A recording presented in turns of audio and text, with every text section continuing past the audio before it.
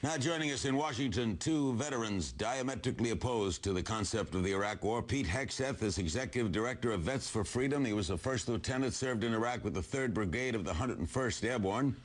And Adam Kokesh, a member of Iraq Veterans Against the War. He served in Iraq as a member of the United States Marine Corps. Adam, is there anything in the president's speech you could support tonight?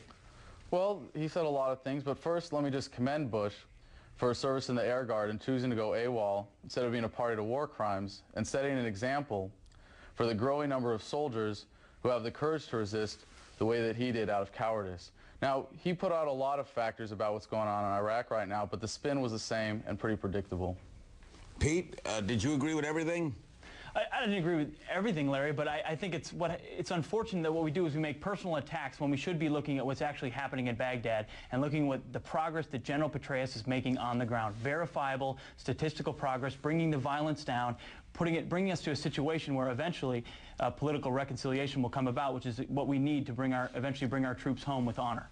Adam, in a nutshell, why are you served there? Why are you opposed? I'm against this war because it's bad for America. It's bad for our security, it's bad for our ability to defend ourselves, it's bad for our stature abroad, it's bad for our military, and it's bad for my brothers and sisters who continue to lose their lives for a lie. Did you feel that way while there? Well, while I was there, I definitely realized the futility of us, as Bush said, providing security for the Iraqi people, that the idea of occupying the country and imposing martial law on it is ridiculous when what the Iraqi people need is rule of law. Pete, were you always in favor? Larry, what he mentioned is I've been in favor of succeeding in this mission. What he mentioned is the Iraqi people need the rule of law. Absolutely. And that's what General Petraeus is now doing. He's using a classic counterinsurgency strategy to protect the population, bring the violence down, which is what will eventually bring about the political reconciliation that is needed. And that's what General Petraeus presented to the Congress and what President Bush talked about tonight. And that's what we need so that we can have a successful outcome, kick out al-Qaeda, and stabilize the country. When Senator Warner asked General Petraeus if continuing with the strategy he laid out would make America safer, he said he didn't know.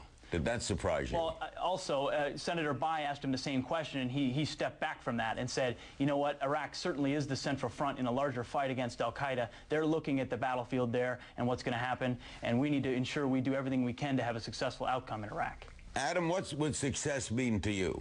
To me, success would be giving the Iraqi people the right to self-determination and the resources that they need to create rule of law and stability in their country. And the best thing we can do to do that is pay reparations and remove the American troop presence that's impeding that progress. Why do you choose to speak out, Adam? I feel I have a moral obligation. With my voice as a veteran, we have a certain power in speaking out and a relevancy in this most pressing debate before America. And with that power comes a responsibility, and I don't think I could live with myself if I wasn't doing everything I could to bring our brothers and sisters home alive, safe, as soon as possible. Pete, was it hard to fight in a war that wasn't supported in the main? Larry, military members are professionals, and they're going to go do their job no matter what. But it is difficult when there's a segment of the population here that seems invested in defeat. When you've got some soldiers coming back and saying, you know, we're against this war, and talking about all the things that have happened in the past, when what we need to be looking at now is we've got the right strategy, it's working, let's get behind General Petraeus so we can bring our troops home with a successful outcome. You're not saying Adam doesn't have the right to speak out? Oh, he absolutely has the right to speak out, and I commend him for that, but I wish he'd be looking at what's happening now as opposed to things that may have happened in 2003 and 2004. Well, what I'm looking at that happened in 2003 and 2004 is pretty much the same spin that we're getting on what's going on in Iraq today, and all it's designed to do is prolong this occupation. We're going to have you both back. Pete Hegseth and Adam Kokesh, thank you.